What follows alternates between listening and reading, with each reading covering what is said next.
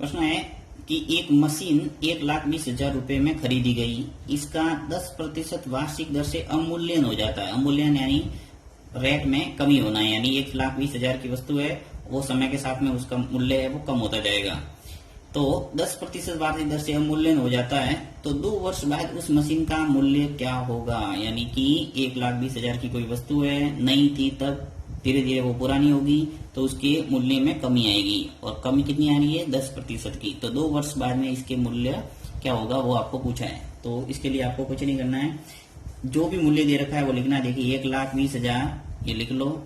अब आपको इंटू करना है 10% वार्षिक दर से अवमूल्यन हो रहा है, यानी 10% कम हो रहा है, तो आपको 100 में से 10 है वो कम करना है। तो कितना हो गया 90, तो 90/100 करना है की घात 2 क्यों किया, क्योंकि यहाँ पूछा है कि 2 वर्ष बाद उस मशीन का मूल्य है वो कितना होगा। यदि यहाँ पूछा होता मुझे 3 वर्ष का, तो मैं 3 वर्ष ऊपर घात कितनी लगाता 3। अब आपको इसको सरल करना है तो उत्तर आ जाएगा। देखिए 1,20,000 लिखा। अब यहाँ पहले आप चाहो तो 0 0 कैंसिल कर सकते हो, तो 0 से 0 कैंसिल कर देता हूँ, तो क्या बचा 9/10। तो यहाँ 2 बार लिख लो 9/10 इंटू 9/10। अब नीचे 0 ही है तो 0 से 0 कैंसिल कर दो और दूसरे 0 से दूसरा 0। अब जो जो संख्या बची है उसका आपस में क्या करना है गुणा। तो 1 2 0 0 ऊपर बचे थे 1200, और इस 1200 का गुणा देखो 9 इंटू 9 कितने होते हैं 81। तो इस 1200 का गुणा यदि अपन 81 से करेंगे तो क्या आ जाएगा अपने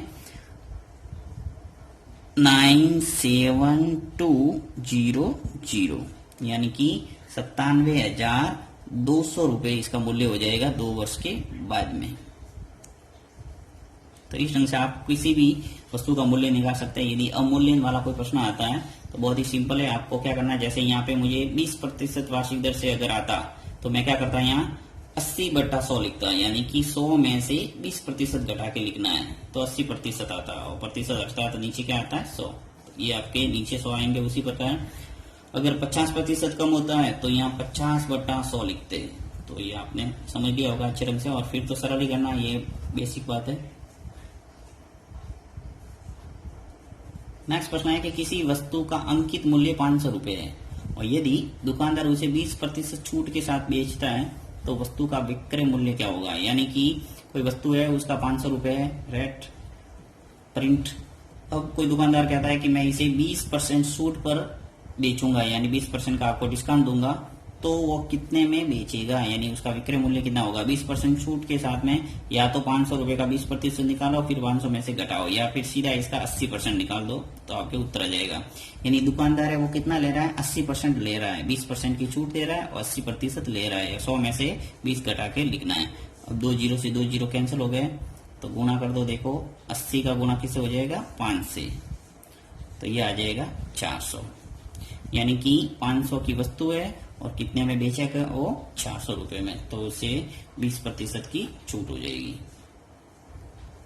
देखिए प्रतिशत से जुड़े हुए ऐसे प्रश्न अक्सर कंपटीशन एग्जाम के अंदर पूछे जाते हैं, और बहुत ही शानदार प्रश्न है कि एक बेईमान दुकानदार अपना सामान क्रय मूल्य पर बेचता है। यदि 1 किलो के स्थान पर 900 ग्राम भार का इस्तेमाल करता है तो उसका कुल लाभ प्रतिशत कितना है। यानी एक दुकानदार है वो कहता है कि मैं जितने मूल्य में कोई वस्तु लाई है उतने में बेच रहा हूँ, यानी कि 100 रुपए में लाई और 100 रुपए में भी वो बेचता है, परंतु वो सीटिंग करता है कि 1 किलो के स्थान पर 900 ग्राम भार का इस्तेमाल करता है।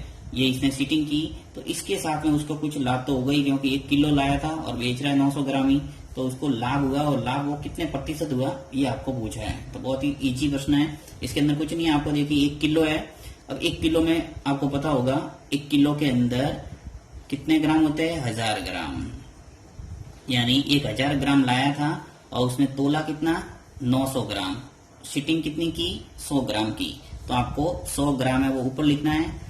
अब उसने दिया कितना है, यानी 900 ग्राम उसने बेचा है, तो 900 ग्राम में वो नीचे आ जाएगा, इंटू 100 कर दो, तो आपके सीधा उत्तर आ जाएगा।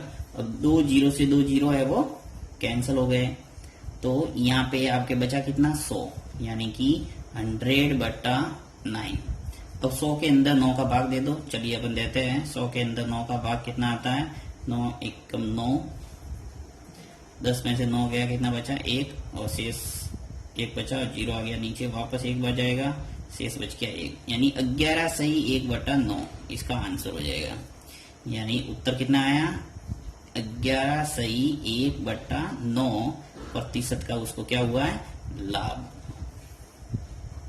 जितने में आया उतने में ही बेचा है, परंतु 1 किलो के स्थान पर उसने 900 ग्राम ही दिया है, इसलिए इसको 11 सही 1/9% का क्या हुआ है, लाभ।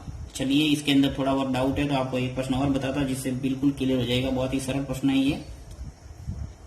देखिए नेक्स्ट प्रश्न लिया है कि एक बेईमान दुकानदार 1 लीटर तेल 100 रुपए में लाता है और उसे 100 रुपए में ही बेचता है, परंतु वो 1 लीटर के स्थान पर 800 मिलीलीटर तेल ही तोलता है, तो दुकानदार को कितने प्रतिशत का लाभ हुआ है। यहाँ पे तेल की बात है और व्यवहारिक है कि जब लिक्विड होता है तो उसको लीटर में मापते हैं और ठोस सॉलिड अवस्था में उसको किस में मापते हैं, किलो में। तो अब आपको उसके जैसे कि जैसे इसको भी करना है कि 1 लीटर है, 1 लीटर तेल है, उसके अंदर कितने मिलीलीटर तेल होता है, 1000 लीटर, 1000 मिलीलीटर ml। तो यहाँ पर भी वही करना। देखिए यहाँ कह रहा है कि 1 लीटर के स्थान पर उसने 800 मिलीलीटर तेल ही तोला है, यानी कितने की चीटिंग की है उसने, 200 मिलीलीटर की सीटिंग की है। तो 200 आ जाएगा ऊपर, नीचे आ जाएगा आपके 800, क्योंकि 800 मिलीलीटर तेल उसने बेचा है, तो जितना बेचा वो आपके नीचे लिखना है, इंटू करना है 100। अब 2 जीरो से 2 जीरो किसी के भी काट सकते हैं, चलो इसके ही काट लेते हैं। क्या बचा, 200/8, और 8 का भाग 200 में पूरा पूरा जाएगा कितनी बार, 25। तो 25% का उसको लाभ हुआ है। तो इस ढंग से बहुत ही इजी प्रश्न है ये।